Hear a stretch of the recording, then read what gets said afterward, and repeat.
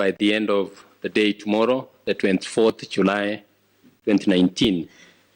The applicants to file and serve their replies, if any, by the end of Thursday, 25th, 2019. As stated earlier, the matter to be heard on 31st of July 2019 at 9 a.m. if no settlement is reached.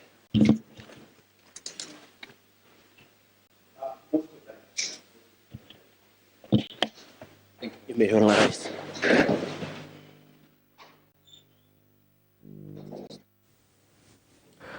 And the Mukuru Kwajenga residents are living in fear after the forceful evictions that are planned by the county government to take place any time from now. The residents feel that they are going to lose their properties, and of course they are now counting losses, especially now that the county government has now embarked on a mission to refurbish the resident area.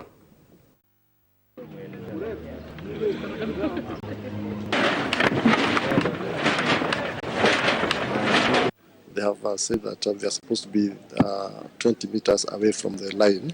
It's a high voltage line, it's 20 meters away from the line. So those people who are encroached on the line, they are supposed to also to move. The children within those schools, they were supposed to be taken within government schools that are within this area. But the schools were demolished and there was no student who was taken care of. So we are saying this, when the government wants to come on the ground, let them come and talk to us. We want to be talked to. We have solutions. We are the people. We are the power. We are the solution. There is no way they will just come silently, they sneak, and then they disappear. The next time they will come with bulldozers. The bulldozers are not coming to solve the matter. Sheria iko ya pipeline na ile tulikuwa tumepeleka kotini na tukaambiwa tuwe na negotiation, outside negotiation. Watu wakaenda underground wakajificha. Barua tuliandika wakajificha. Wakawa wataki kuongea na sisi. Walipojificha wakaona ni njia rahisi. Sisi watu wa Ruben, kwa sababu ni structures tumejenga, ni kama hatuishi kama binadamu. Wakakuja wakagonga kila kitu wakamaliza. And to another sad story, and KDF soldier Benego Kaliti, who died after facing an improvised explosive device, has finally been laid to rest in Kiunga, Lamu. That soldier Benego Kaliti joined the service on 1st September 2008. At the time of his death, he had served the Kenya Army with loyalty and dedication for 10 years, 10 months and 14 days. He distinguished himself as an industrious, brave, and honest service member who was committed to his profession. The cruel hand of death has robbed his family, relatives, colleagues in the army, and the Kenya Defense Forces, and the entire nation, a loyal, patriotic. And the former Kenya Revenue Authority boss, John Jiraini, is among 11 candidates listed to take over the National Land Commission chairmanship position. The immediate former Kenya Revenue Authority Director General John Jiraini is among 11 candidates shortlisted for the position of chairperson of the National Land Commission. The fell vacant after Mohamed Swazuri's term ended in February after serving the commission for 6 years since 2013. An interview timetable for the position seen by the Star shows Jiraini will be screened for the slot on July 29th. Jiraini is being shortlisted for the position just a month after exiting the tax agency, where he served for a total of 6 years in 2 terms for 3 years each. The selection panel's chairperson Priscilla Nyokabi stated that the interviews for those shortlisted are set to commence on Monday next week. Reporting for GBS Morning Extra, Sharon Maloba. The Machakos County boss, Dr. Alfred Mutua, has urged the Chief Justice David Maraga to set up special courts that will be dealing specifically with corruption cases.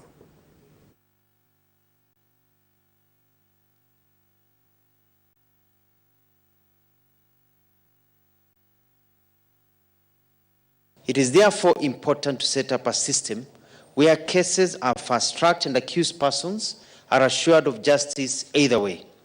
Those who are innocent are acquitted and those found guilty convicted and public monies recovered.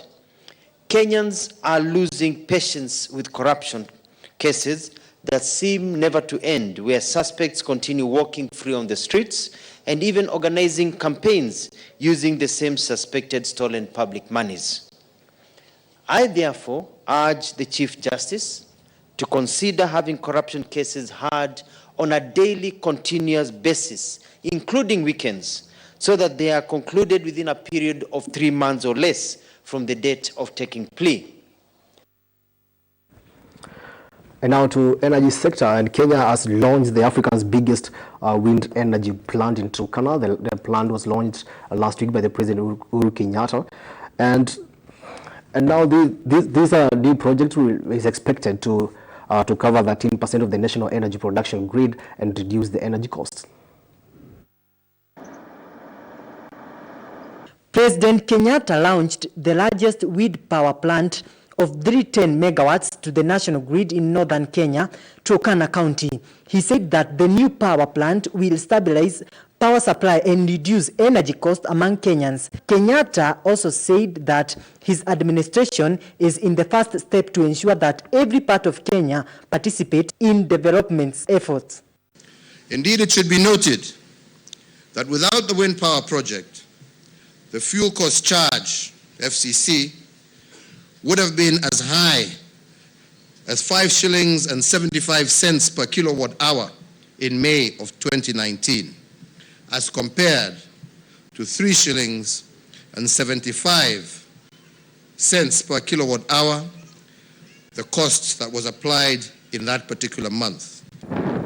According to project developer, introduction of the wind power will save electricity consumers shillings 8.5 billion fuel cost charges in 10 months.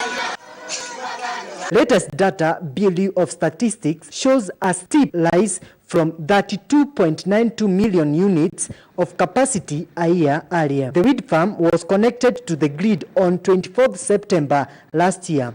This was after construction of 438 kilometer at 400 kilovolts transmission line from plant site in Marsabit to Suswa substation. Stanley Minor, GBS TV. Thank you so much, Stanley Minor, for that exclusive report. So that's all we have this morning for the news updates, and of course I hope you're now updated on what's going on. And of course we are following up other big stories during the day, so just keep it right here on GBS, and remember to join our conversation, hashtag GBS Morning Extra. That's on Twitter, Facebook, and on Instagram. And of course 21144 is our SMS line, which is always open, so you can send your comments. I will be sampling some of them as you continue the discussion. And of course now let's look at what the papers as this morning, and I'm still with Timothy Omondi. Timothy, good morning, Tana. Good morning. And let's start with the Daily Nation. The Daily Nation is talking about the cabinet reshuffle, Uhuru's headache. President Uhuru Kenyatta is expected to quickly pick replacements for Treasury, either in acting or substantive capacity by the end of the week. Now, how he navigates the terrain of the factional politics within Jubilee is a tough call. This is after the courts yesterday released the CS Rotich but banned him from accessing his Treasury office. So that means the office, as you speak, is currently vacant. So the president will have to pick a replacement. And of course, it's all eyes on president to see whoever is going to pick, or maybe may opt to reshuffle the whole cabinet. And Timothy, now that the president has been denied the calls to reshuffle the cabinet, now could this move now force him to reshuffle the whole cabinet? I'm not really sure about that, but then what the nation is actually looking to, or what the president is now faced with, is that definitely he has to replace the cabinet secretary, Mr. Rotich. Definitely he has to do that. So, and I think when you look at the nation, they've, kind of floated some of the names that could possibly be fit to replace Rotich, although we don't know clearly who, but he has to replace him. Okay. That's one thing for sure. And as soon as possible, because the country cannot function without. Yeah, sure. I think according to the Nation newspaper, when you read, he has probably at least until the end of the week to do that.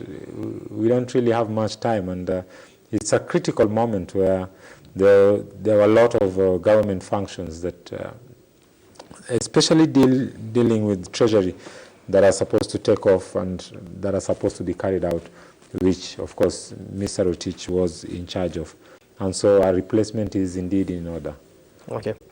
And maybe you can sample some of the names that are at the Daily Nation. Mm-hmm. Yeah, I saw Mr. Mukisa Kitui there. Yeah. Maybe it can be possible, or maybe the president could have other options. But the nation has just shortlisted some of the best options for the president. As the head of public service, Joseph Kinyo, was things at Treasury, has worked at Treasury and Central Bank earlier on. Yeah, Joseph Kinyo worked with the president. Remember, he was his own a permanent secretary when he was at Treasury, who himself was the Minister for Finance. Yeah. Joseph Kinyo was there working with him. And someone like the former Barclays, what do we call him? Oh, the former Barclays boss. He's also a CS. Yeah, but he's James Macharia and Ruth Kagia. Yeah. And of course Esther Koimen. And of course Aden Mohammed. Aden Mohammed is could also fit in the docket, but if you would ask me, I think Mukisa Kitui for that position, possibly. I don't know about Unicta, but I don't know if his term, I think his term will be ending this year, if I'm not wrong. But when called up for national duty, I think it's incumbent of him that he should actually oblige to, not really, but he's not mandated, but as to show statesmanship and what we could call patriotism. It's possible for him to remember the job by the UN. Remember we also have a minister without a portfolio, Rafael Tuju. No, I mean he's the president's advisor and he's a close political advisor, so probably he has a lot of work already. But maybe president can also figure out replacing him somewhere else and then shifting cabinet secretary to that docket. Not necessarily. He can hold both dockets. Now, as you see, I think it's written, if you read the Nation, he has to do it either on an interim or on a permanent basis. Okay. Yeah, so whoever he puts there could be on an interim basis. He could decide and give one of the CSs who are already there, like Aden, he could give him the position. Okay. Or Kinyo, he could give him still the position to hold at an interim position, at an interim, so that as he plans on how to permanently replace Rotich, depending on how much work the person can handle and how his plan is generally. Okay, there's also a question of the court ruling was very open. Just say that the CS cannot access the treasury towers until he has DCI officers. And now the question is, when will this get end? And of course, maybe the Rotich will be challenging that, so there can be given maybe an ultimatum to know. Of course, definitely he has to challenge the for about a year or 6 months. He pleaded not guilty. Yeah. And of course, it's a matter that is before court, so I don't think it's really the platform for us to discuss the matter. But from what I know, and following the hearings, the mention yesterday closely, it's one thing is clear, that definitely there is some questions to be answered. Okay. Remember the day before yesterday when Haji presented his case, he had a quite lengthy argument presented to the nation, and he is sure of his case, and so he is sure that he has a case, which of course you cannot dismiss. Okay. And I believe that, I hope that justice will take course. Of course, the news has made headlines around the world, and I was watching some international channel, and it's one of the big news globally today. A sitting cabinet minister put inside prison for corruption charges, showing also pointing towards the direction that indeed the president is willing to do everything. And like he said on the 4th of April when he was making the State of the Nation address, that in his cabinet, anyone who will be, charged with corruption cases or with corruption charges must step aside and allow for investigations to take place. And kama vile alisema wakati ule mwingine, kila mtu abebe msalaba wake, usiibe kwa sababu unafikiria tuko pamoja. Hapana, tuko pamoja. Ukishikwa ukiiba, wewe beba msalaba wako. Of course, I'm not saying that Mr. Rotich is guilty, but of course, with respect to the Constitution of Kenya that stipulates that you are innocent until proven guilty, but then there is a case to answer, and that is what is happening right now. So as much as we cannot discuss the topic, I believe that indeed there's a case to answer in this. Okay, and this is the first time it's happening actually? It's the first time. And in Kenya and of course in the whole East African region. Not just East African region. I think in many countries around the world. I'm talking about East, so it's maybe the first time sitting cabinet secretary is arraigned to court. Sure. And of course, he surrendered himself. He didn't want to embarrass himself. The embarrassment of the arrest. Yeah, the authorities sometimes can be very ruthless and mannerless. So, and of course, he met Evans Kidero there, also facing another graft case, which was a Kidero has also been in and out of court, I think, and we hope that as much as all this, it's not fun to have these, key figures, leaders in our society being arraigned in court every day, left, right, and center. But it is also important for Kenyans to note that justice for the Kenyans is pretty much something that needs to be given precedence. And when you look at how much money the country is losing to corruption cases, I think it's just appalling. And really, corruption cases should be handled with a lot of strictness and seriousness in Kenya. And probably let's see convictions, not just being arraigned in court, released with hefty bonds and bails, and then the cases vanish. Things like the Eurobond and stuff, almost like vanished. The Golden Bag vanished. We've had big scandals in the country just vanish. Okay. I hope that we could finally see convictions. Okay. And the Daily Nation is talking about the rise and fall of the mumbling money man. Until April 2013, Mr. Rotich, the mumbling money man, was a little known economist operating behind the scenes in the President Mwai Kibaki government. He was unlikely candidate for the top job at the National Treasury when the Jubilee government took power, but he had done enough when he was in charge of the macroeconomics department in the Treasury to win the admiration of the President Kenyatta, who had short stint at the finance ministry. Of course, they are describing how Rotich found himself in all this saga from when he was a little known economist in the Treasury. And of course, it's also a big story that everybody should read, and of course, you can grab your copy of Daily Nation. Also talking about Tahib's Aculin tasks against the big fish. A softly-spoken straight shooting advocate who shies away from side issues, Mr. Taib Ali Taib is now the man expected to nail the country's top treasury officials facing graft charges. This is the ODPP's advocate who is taking on these case. And senators approve 335 billion as MPs table another bill for less. This is the political row that's going on between the Senate and National Assembly. The circus surrounding the Division of Revenue Bill 2019 continued yesterday, with Senate debating and passing its own version of a record 40 minutes. It settled on 335 billion as an equivalent shareable revenue for counties in 2019-2020 financial year. That's also another story that... I saw parliamentary calling it a piece of paper, so I don't know what's all this. Yeah, still, it's a tug of war between the upper house and the lower house, of course, but I applaud what, Chief Justice Maraga did. Maraga is actually telling them that, hey, guys, look, this now you have to sit down and talk.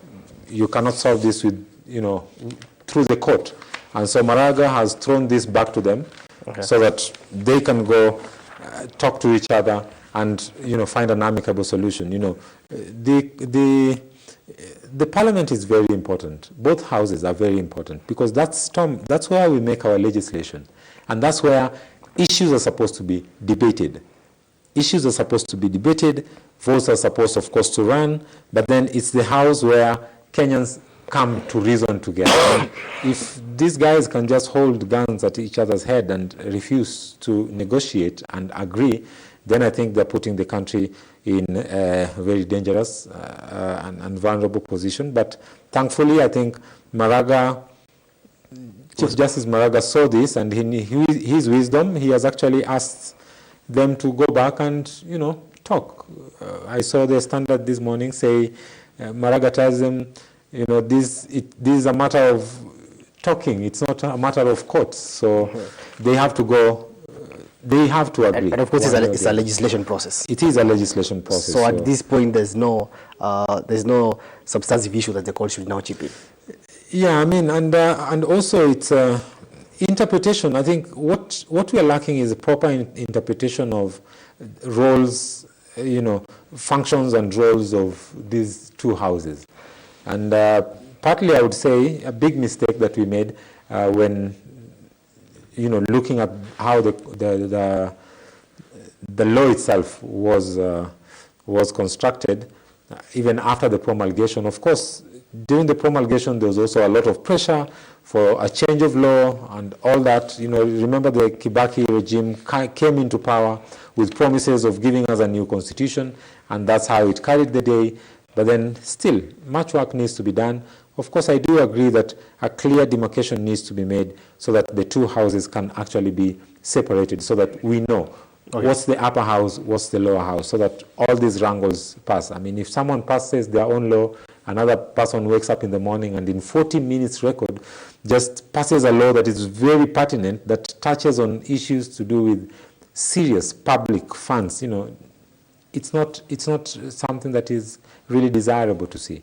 Okay. And it's a pity, especially for the voters, because they expect services, and now the task is all about how much should be allocated to the county governments. Sure. And now the Standard is talking about the dramatic fall of Rotich in just 24 hours. When CS woke up in his palazzo carrying home on Monday, he did not envision himself spending a night in police cells, sharing a mattress and a blanket with his peers, Thuge. He's also talking about the fall of CS Rotich. It's not the fall per se, but expected fall of the CS Rotich. Talking about how he did not expect that this week would be such dramatic and painful to him. And now they were released yesterday. That's on page 3. The Standard, the page 5. Sorry, Steve, 15 million bail for key suspects in dams and Rotich job. As Treasury Cabinet hangs in the balance after the anti-corruption court slapped him with a tough bail condition yesterday, in addition to depositing 15 million cash bail to secure his release after being charged with conspiracy to defraud the government 63 billion. Chief Magistrate Douglas Ogoti stated that CS Rotich must not go near his office unless accompanied by a police officer, which actually puts his job at risk, and then the president will be forced, as we had discussed earlier, would be forced to maybe appoint replacement for him. Replace him in the Treasury docket. And talk about page 7, the Standard is talking about the Senate refers Garissa probe to EACC office. Senate has recommended that Ethics and Anti-Corruption Commission opens an investigation into suspected procurement malpractices in Garissa County. The Senate County Public Accounts and Investment Committee, chaired by Moses Kajwang, the Homa Bay senator, said there was a breach of Public Procurement and Asset Disposal Act, nearly every procurement done by the county. And of course, private universities in the new curriculum score high voltage in new student voting plan. So about the democratic obligations by the education system. Private universities top the list of national institutions of higher learning to have fully implemented the new students' election model that replaced the popular vote. Maybe you can comment on this as you wind up. First of all, do you support the voting system that was introduced, that students will be electing representatives to elect their leaders? You know, I think I said this one time when we were in this show. Kenyans are very, how can I say, creative people. And through such systems, you see the need or the urge for Kenyans to have more transparent, more organized and hierarchical ways of doing the things. And I think it's more or less what some politicians are trying to, vouch for in terms of elections. Because right now we are talking, when you look at the Punguza Mzigo initiative that was published the other day by the Okuro team, you realize that there are proposals actually to allow for election of a college that can actually in return elect some top leadership of the country. And you realize that sometimes such systems work, especially when the systems that be are so marred with corruption and violence and uncertainty and lack of trust. Lack of trust is also something that because sometimes someone is elected and everybody is like huyu hakushinda kura. Yeah. But then if they do it in such a manner, then let the students elect their leaders and let the leaders elect now the top leadership. To me, I think it's fair enough. It's also a system that, of course, works in many other countries at very high political levels. And so, I don't know, but I think it's something that can be tried. If it can work for students, then probably maybe in future we can say, why not try it out for the nation? In my opinion, I don't think it can work in Africa. Why not? Considering the volatility of our politics in Africa. Yeah, I mean, Tom, if we can't trust the mass voting, Africa, how would you trust the few to elect for leaders? Not really trust, it's not really a matter of trust, but then it's a matter of looking at the systems and how the systems are placed. And if this, elections should be made as easy as possible. In some developed countries, Tom, elections are, people cast their votes in the morning, but the next morning they know the leader. There's no, kelele mingi and stuff. But then, because the systems that they have in place allow for a smooth carrying out of the whole process. But in Africa, we all talk about a compromise system. So, yeah, that's what I'm telling you. Maybe in future, but now I don't think it can work. I mean, of course, everything has its time and everything needs to be gradual. But then also, as voters, we also need to change our set of thinking. Our school of thinking should not just be fixed, that we are a corrupt nation and that nothing can work or this or that. But then what I'm trying to look at is, if we start thinking progressively in such ways, then we have lawyers who are educated enough, who understand the law, and who can also advise the way forward on such systems. So I don't see the harm. I think it's something worth trying. Why not? Okay, thank you so much, Timothy Omondi. We're now going to take a quick breather. We'll see you on the other side of the break, but keep tweeting #GBS Money Extra 21144 is our SMS line. I'll be reading some of your comments as we come back after this short break.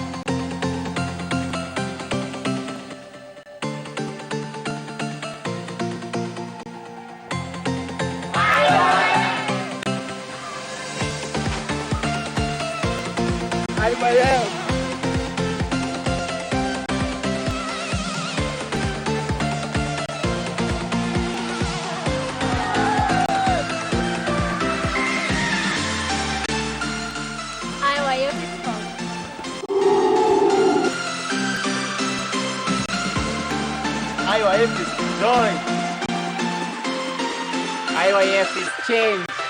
IYF is hope.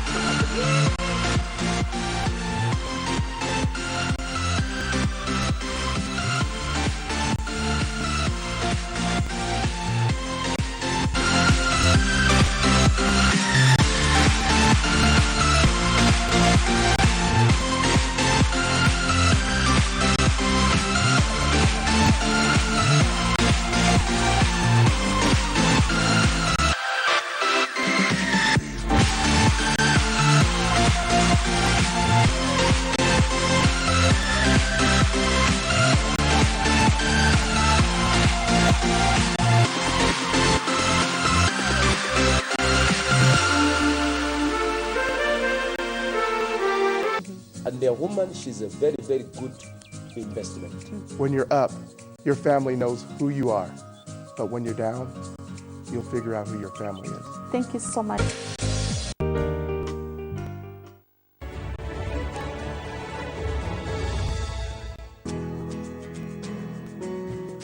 In March 2018, the CLF World Conference was held in New York. There were 1,000 Christian leaders from 35 countries, many of whom were recommended and invited by their fellow ministers in their own countries. It showed that CLF was an essential program for more and more leaders, and that it had become a turning point.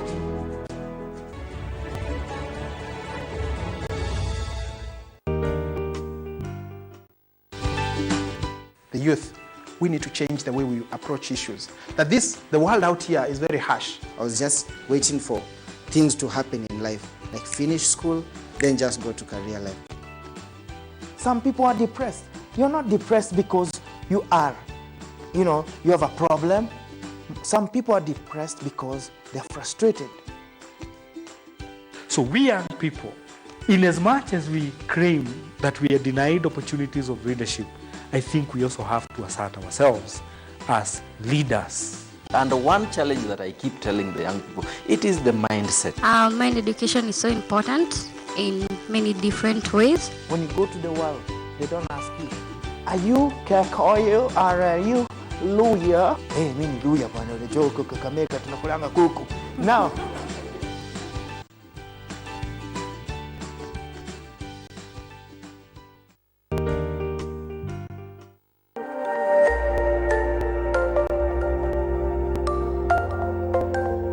Everywhere, GBS.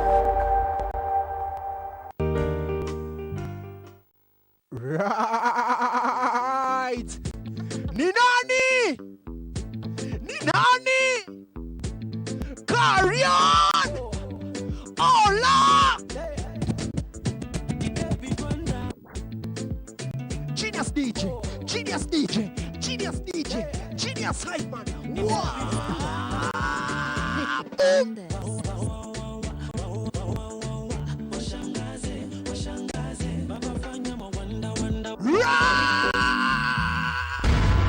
It's bigger, it's better, it's live. I'll be your host, Ipola the Experience. Genius Republic DJ Karian. Join us for Eko Mziki each and every Sunday from 8 a.m. for the best in gospel music as we host your favorite gospel ministers. Every Sunday, live on your favorite station, GBS TV.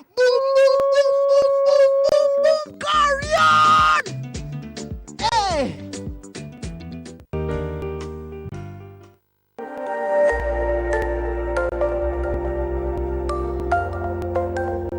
Everywhere, GBS.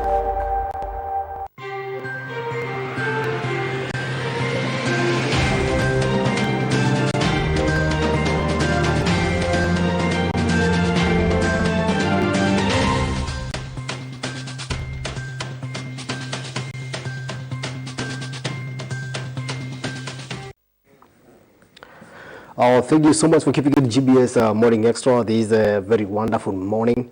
And also thank you so much for your comments. I'm seeing a lot of comments coming up here. Let me sample some of them before we continue. I have Maureen Ngatia saying I'm locked from Ruiru. Of course, Deborah Nyamu Kitengela saying I'm in. Masi Kinuthi I'm in. Edna Nyaboki I'm in. And of course, Sylvester Kivu saying I'm also locked in, and thank you so much for the updates. Asante sana pia, karibu GBS Morning Extra. We also have Kevin Muturi from Bungoma saying, although I see the arrest of CS Rotich as a PR exercise, let's support the fight against corruption. A very interesting comment there. And of course, keep them coming. 211 is our SMS line. Hashtag GBS Morning Extra is our hashtag, both on Twitter, Instagram, and Facebook. And now we shift gears to talk about something that is going to happen at Kasarani Stadium on 28th this month to 1st August. That's the CLF and IYF youth camp that's going to take place at Kasarani. It's all about youths, and this nation has a lot. Youths are going through a lot, especially issues of unemployment, issues of corruption also affecting youth. The politics of this country also affecting the youth. But do you really, as a youth, understand how to deal with all these issues? And that's why this camp now chips in to come and brainstorm and get lectures and advices from the relevant people who are supposed to guide you and also show you the way as a youth, and of course how to maneuver all these economic trying times. And Timothy Mondi, asante sana for joining us. And we have seen the youth go through a lot in this country, as I have mentioned. And now that you have been a beneficiary of this program, sure. And now here you are. Now, roughly, can you tell us the idea of IYF, and of course how it will help in tackling all these issues? I think an organization like IYF is one that is timely, first I would say, timely and really working for the benefit of the youth. In this way, I will say, Tom. Today, when you look at today's society, everybody is very busy. And, there's a lot of information going around, and there's a lot of problems that are facing society, and people's minds are so occupied with a lot of things that are happening around them. Economic issues, political issues like the ones we are talking about, and people tend to forget about the younger generation.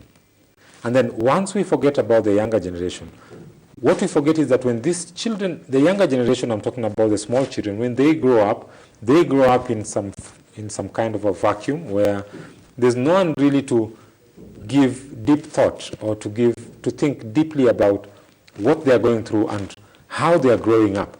So in that transitional stage of teenagers, where they are now growing into young adults and then finally adults, you realize that parents and children are becoming more and more apart. Today, Tom, and it's really a pity to say this, that most parents hardly see their children or hardly sit with their children. Probably maybe on Sunday when they're going to church, but even on Sunday when they're going to church, they will go to church, yes, sit together there, or the children will go for Sunday school, or sometimes some people prefer not to go to church or just go to some fun place and allow the children to have fun, yes, but then you'll find parents sitting here, children playing there, and the time that parents spend with their children is becoming less and less.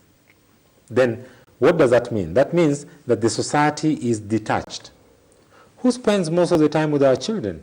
It's the house helps who are looking after our children. Parents are busy looking for money. Of course, the cost of living has gone so high. The poor and even the rich, everybody is crying. But then when you look at this, then you ask yourself, what is happening to our society? And that's why it is really important for us to bridge that gap, between the young people and the challenges that they are facing. What personally I experienced at IYF is that when I was a juvenile, I was about 19 years old, a ruddy boy there. That's when I met with IYF. And when I met with IYF, I was at that point where I had to make some decisions in life. I was now going into adulthood. But then the decisions that I was about to make, I had no one to actually advise and tell me, you should do this or you should do that. I remember by that time I had, moved in with my elder brother, and we were living apart from our parents. Our parents were living in the rural areas, and you're just there and you're alone. Yes, your elder brother can only give you so much in terms of advice, but then you also need to think about, what is my future? How do I engage with people? How do I blend into the larger society? So such a transition is so important for young people, and that's why you realize that people's characters are actually defined by how they are able to handle the transition from that teenage stage into the young adulthood. That stage is very important, and that's why in the IYF there is this program that I know of. They call it the Form 4 Leavers program. What they do with the Form 4 Leavers is, between the period where the kids leave high school, as they are waiting to join either college or university, they have some kind of a training program. And that training program actually allows them to get mentorship, allow them to go through several trainings, basic things like they're taught different, foreign languages, they're taught things like computer, they are introduced into, they're given time to practice arts like dance and acting and music and so on and so forth. So you find for about 8 months, these kids are actually put there and they're engaged. They're never idle. Okay. And it's a transition that, personally to me, it worked, because when I saw how I was able to go through that transition, I remember I went through a 6-month training, and then after the 6 months training, I was more than glad to extend my training to about 1.5 years. Finally, I did about 3 years of like full-time volunteer work in the IYF, and I was able to travel the country, I was able to meet people, I was able to be given many responsibilities, because sometimes when we go to other areas to work with young people, then we realize that we are given responsibility that, okay, Timothy, you are in charge of costume. Okay. Or Timothy, you are in charge of arranging for the program. Okay. Who has ever taught me? No one has ever taught me, but I've seen what has been done, and now I have to take up the challenge. Okay. And when you take up the challenge, I promise you, Tom, at that young age, when young people are taught about critical thinking, what many young people lack is critical thinking. Okay. And the issue of self-realization, it has been the major challenge that the youth are facing, because most probably after they finish that's the education system, either that's the 844, then they're now released to the market, and when they get out there, they get shocked. This is what they were prepared for. This was not what they have been learning from when they began the education to this level now. Some of them find themselves in a lot of confusion, and even some decide to take very desperate measures to cope up with life. And I believe that IYF is also training people through the mind education. Yes. Now, how does mind education work towards addressing all these issues? And why specifically should a youth out there attend this camp? 2 major reasons. First, it's a very good place for networking. I will tell you, the IYF Youth Culture Camp, it's a mind-blowing experience. You attend one, those are memories that will never fade off your head. I mean, you remember that for the rest of your life. I remember when we were starting and when we were arranging, I've seen so many people go through this. I don't know if I should say this, but if he's watching, the Honorable nominated Senator Mwaura. Mwaura was actually my student when he was a student at Kenyatta University. And we had a really good time with him, and he always remembers that. It's an experience that he always, whenever we meet or whenever we find an opportunity to talk, he always has to remind me about that. And it's a networking, it's a place where you do networking and you meet with so many people and you come to experience so much, such that within a very short period of time, the camp normally lasts, because people come there and board. The camp normally lasts for about 4 days, 4 nights and 5 days, to be more precise. And that networking experience, that's mind-blowing. Okay. But then the other thing is this, mind education or this camp, when we engage young people, in this mind education. What we are doing is we are exposing them to explore the world of the heart. And what do we mean by the world of the heart? The world of the heart basically is now what we're talking about, self-realization. Who is Tom? You know, whenever we want to build a house, you're talking about a blueprint. So mind education is actually what allows you to study your blueprint, the blueprint of your mind, the blueprint of your heart. Who is Tom? You know, where is his weak points, his strengths, what needs to be changed, what needs to be strengthened more, and so on and so forth. So mind education to these young people is really pertinent because, as I mentioned, this is a transitional period where many young people just got into campus or are about to get into campus. And that age group, what normally happens at that age group is that they're really not sure about what's happening. And so when they engage or when they meet some new stuff, some of them suffer from culture shock because straight from high school you go to campus and then you realize, oh, you know, everybody is having a good time and people, you're like, when do they read? And if you're not careful, if you don't choose the right company, then you realize that you find yourself somewhere 2 years down the line and you realize that half of your life in university is wasted and you don't know how to go about it. So self-realization, through mind education, we really allow young people to know who is Timothy and what is the right way to go. Okay. And basically that really helps. And it may sound like something very small, but it's also refers to something that I read in one of the dailies. They're talking about 10 million Kenyans today suffer from different sets of mental illness. You know, mental health to Kenya has never been taken seriously, and I can say that with a lot of surety and you know, without a shadow of doubt. Because Tom, many people, when you talk about mental health, people just think of Mathare Hospital. That's not all what mental health is all about. It is a state of being conscious and being cautious as well in terms of the decisions that you make and the approaches that you take to life. Are you stable enough to make that decision? Are you conscious of your surrounding, of your environment as you live with people? That's a very important state of mind where if we are able to train these young people how to use that, then we're actually able to reduce cases of mental health in Kenya. And I believe that through mind education, many young people can find, you know, solace for their life and they can be able to see a brighter future. Okay. And many people out there maybe might be asking, these IYF, now that you have highlighted some of the beneficiaries, nominated Senator Isaac Mwaura, and of course you are here and evident, sure, and evidence that is, I would say now, is mind education all about training the youths?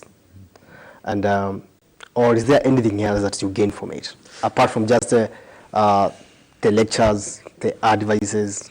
What else will people gain from that? Tom, when you're in your right state of mind, you know, they say, as a man thinketh, so is he. Then what does that mean? And I'll quote, you know, there's a saying that says, keep your heart with all diligence, for out of it flows all the issues of life.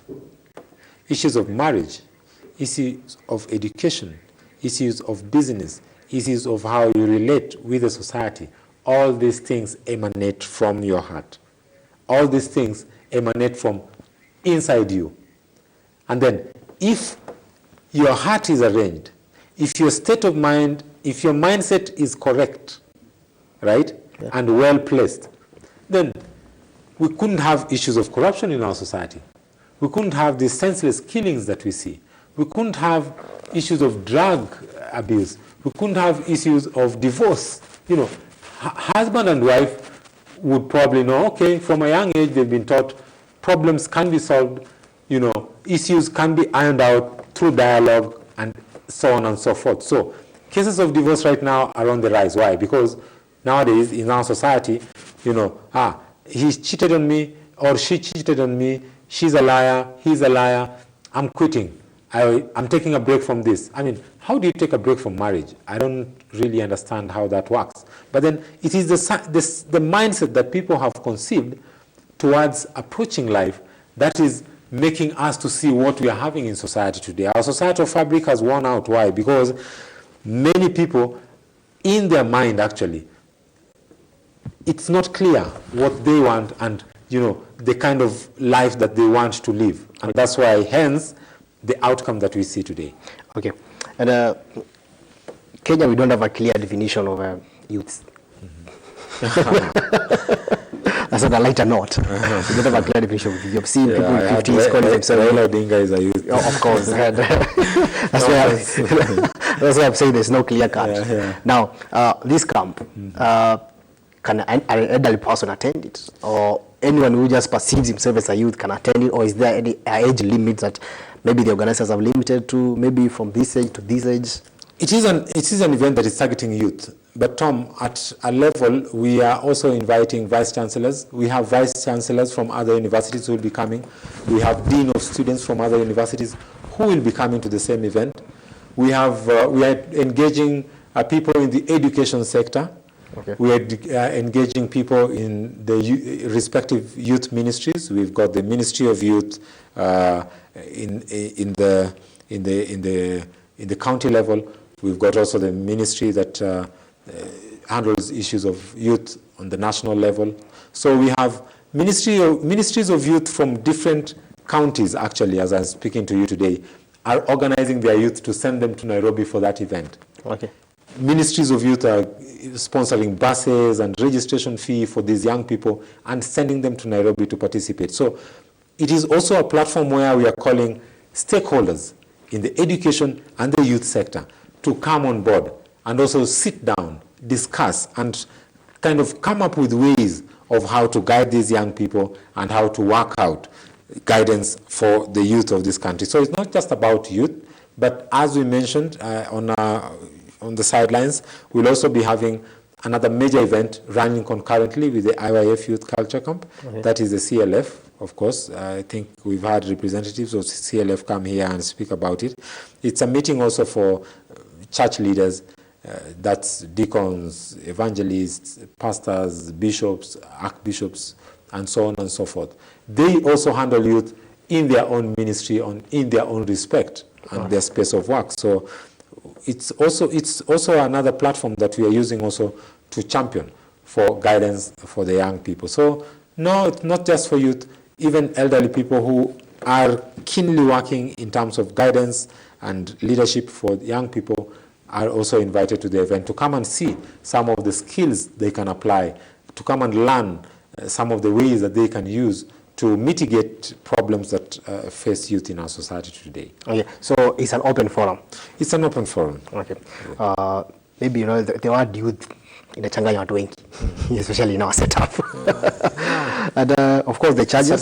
Generation. Of course. Can you talk about the charges and of course what it all catered for as we finish? Yeah. I mean, like we've seen continuously, charges are only 1,000 bob. Okay. Someone may want to ask themselves why so cheap. It's not actually cheap. To host one person for those many days, they're provided with a certificate, they're provided with a t-shirt, they're provided with transport, they're provided with 3 meals a day, they're provided with accommodation, and of course they will take a shower for their sanitation. And all these are bills. Someone must foot these bills. And that's why this cost is actually subsidized, because our reasoning as we organize for this is that these are young people. And when you steepen so much the charges for such events, then youth tend to shy away. We are talking about a bigger percentage of our society being youth, most of them unemployed. So again, if we start making the prices high for them, what does that mean? And that's why we are working very closely with corporate organizations, like I mentioned, with government institutions, both in the county and the national level, so that we can just subsidize the cost in terms of registration to allow these youth to come and benefit from this very nice initiative that we prepared for them. Okay, and it starts on Sunday? Yeah, it's starting on the 28th. Okay. Yeah. Thank you so much for coming through. Thank you. Of course, waking up this early, Naibarid is not easy. Well, thank you so much for keeping it GBS Morning Extra, and of course for your comments and for your company always. And it's a pleasure, and I would say thank you again for your company, and of course for keeping it GBS, and of course for your comments and your support. That is, and now today I wish you a good day. My name is Tom Mwema. See you tomorrow.